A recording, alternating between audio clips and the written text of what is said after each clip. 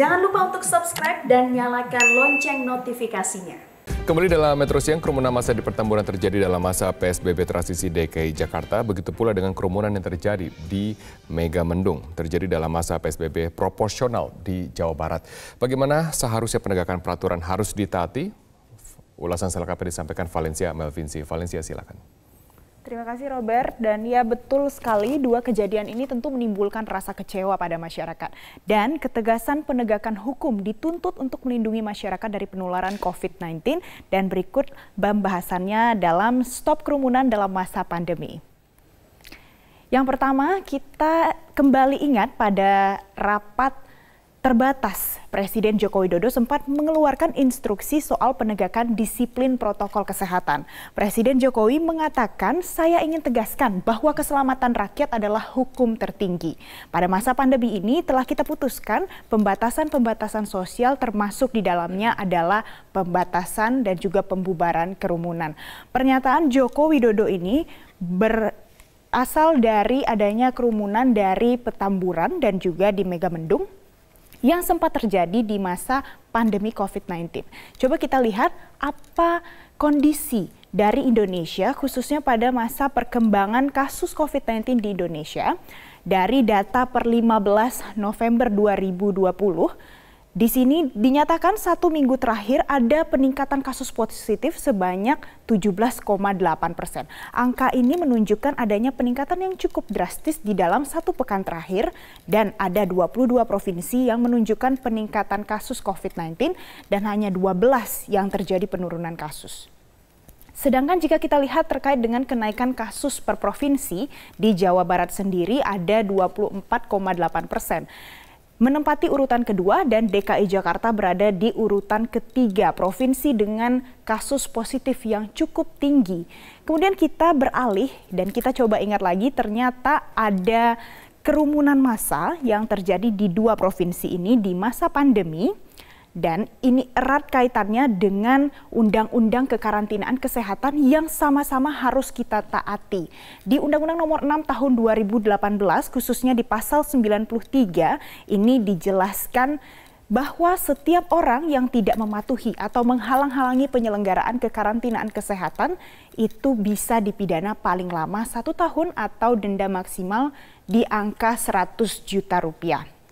Kita lihat di sini ada 2 gambar yang menunjukkan bagaimana kerumunan terjadi di Petamburan, DKI Jakarta, dan juga kerumunan yang terjadi di Megamendung.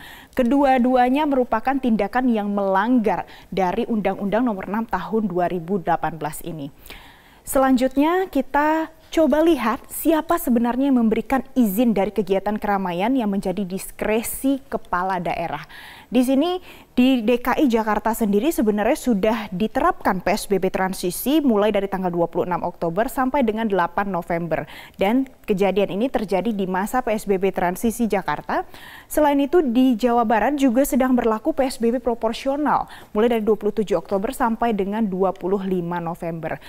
Meskipun demikian, memang sempat Ridwan Kamil juga menyatakan bahwa diskresi dari pemberian izin ini jika provinsi di luar DKI Jakarta, maka akan menjadi kewenangan dari kepala daerah setempat.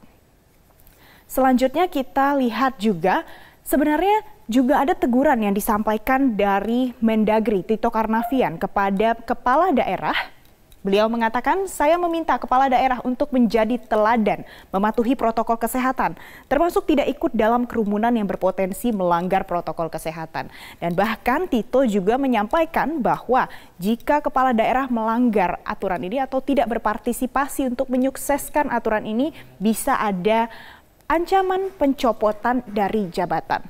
Hal ini menandakan bahwa ada ajakan bagi kepala daerah supaya sama-sama memastikan bahwa protokol kesehatan bisa diterapkan dengan disiplin dimanapun itu. Selanjutnya kita juga lihat bahwa di sini ada ancaman pidana bagi pelanggar protokol kesehatan COVID-19 kepada masyarakat. Di sini dengan jelas ada pasal 212 KUHP, pasal 218 KUHP dan juga pasal 216 KUHP dengan ancaman paling lama 1 tahun 4 bulan dan juga ada denda yang bervariasi nominalnya.